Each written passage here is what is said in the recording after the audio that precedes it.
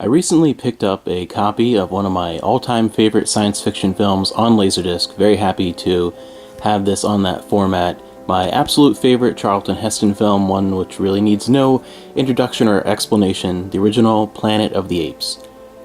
A film that has been both parodied and referenced and quoted countless times over the decades because of its lasting effect and lasting appeal. As much as I enjoy the many sequels and, to a limited degree, the remakes and more modern versions of this film and everything that came after it, including even the mediocre TV series, as much as I enjoy everything that this eventually created as far as a franchise over the decades, nothing really has come close to this original film for me.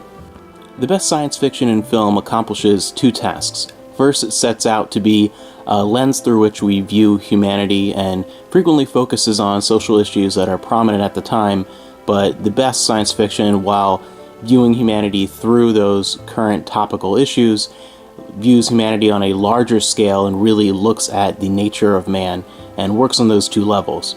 The other thing it needs to accomplish to be a true classic is also to be genuinely entertaining and visually fascinating. Many science fiction films fall a little bit too far in one category or the other. They perhaps are too heavy on their message and their examination of issues that are great for discussion and make for a fascinating story, but aren't necessarily an entertaining picture and therefore limit its audience. And some other science fiction films go too far in the other direction and focus too much on the entertainment and spectacle aspects and fall short on any true ingenuity or depth in the storytelling.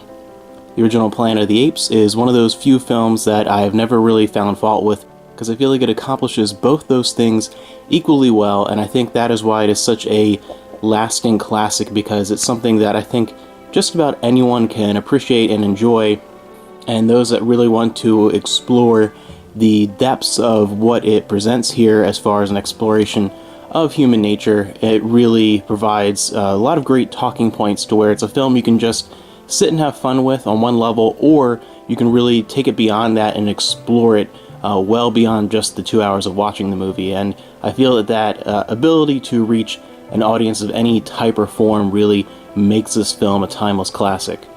I also like the way this one handles the cast of characters. Of course, George Taylor, Charlton Heston, my favorite film that he stars in, is the focal point of the film, but honestly, he is really just the vehicle through which we explore and travel through the story as the stranger in the strange land. The actual focus of the exploration of everything this film is trying to accomplish message-wise and as far as questioning, and really the things that are most thought-provoking are really characters like Zia and Cornelius and Dr. Zaius. Those are really the heart of this film. As much as Taylor is the focal point, he really isn't the driving force of what makes this film incredible. He's just the way that we find that what makes this film great is accessible through that character.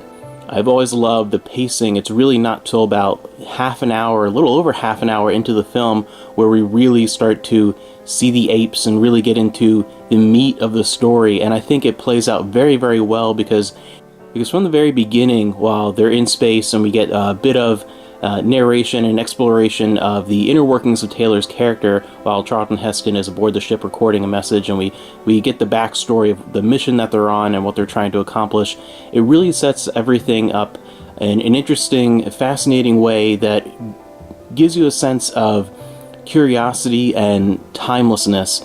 And when it moves into then the crash on the planet and that long, sort of slow journey in the first half hour of the film before things really explode and get exciting, I think that build up and that long path really brings a sense of isolation and loneliness and a sense of being lost, not just in place but in time, and gives you this almost ethereal loneliness that I think really sets you up and gives the audience a state of mind that brings about questioning, kind of in the way of if you were to sit and meditate and just sort of clear your mind and lose your place and your focus before you really get heavily into a task. It kind of gives you almost a clean slate, both mentally and emotionally to really feel the impact of what is really driven into you immediately during the human hunt in the field. And I think that really sets up the excitement. I think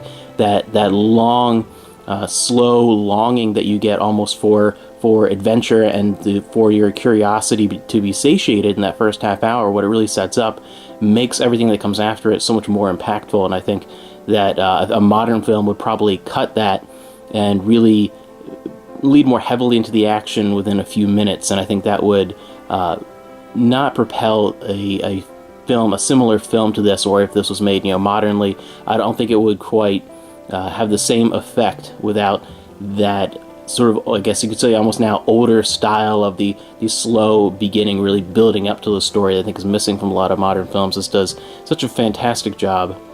And, this is a famous film. I won't get too much more into the story beyond that. I think if you probably know the twist ending, of course. Most people have either seen this or at least know so much about it that it feels like you've seen it. It's one of those films where even if you haven't seen it, you kind of know the majority of what happens. But if you haven't, you definitely should watch it, because just knowing what happens in this film, and even knowing the twist ending and everything, knowing everything about this film is not the same as actually sitting and experiencing it.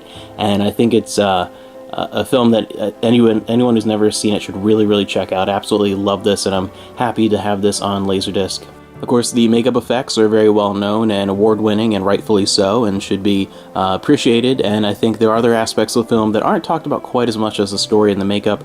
The cinematography is fantastic, and there are a lot of beautiful landscape shots here, and everything works really well. A lot of these sets are very sparse, but at the same time in a way that really makes sense for what the vision that they're creating, and really stands out in the environment and really looks fantastic. And of course, the musical score is absolutely wonderful and was nominated for an Academy Award. Costume design is fantastic. I mean, this is one of those rare films where, as much as I enjoy and find entertainment in especially the direct sequels to this film specifically, I've never found any fault with. It's just one of those movies that I love it exactly the way it is. There's nothing I would change at all. It's just a wonderful experience that stands the test of time.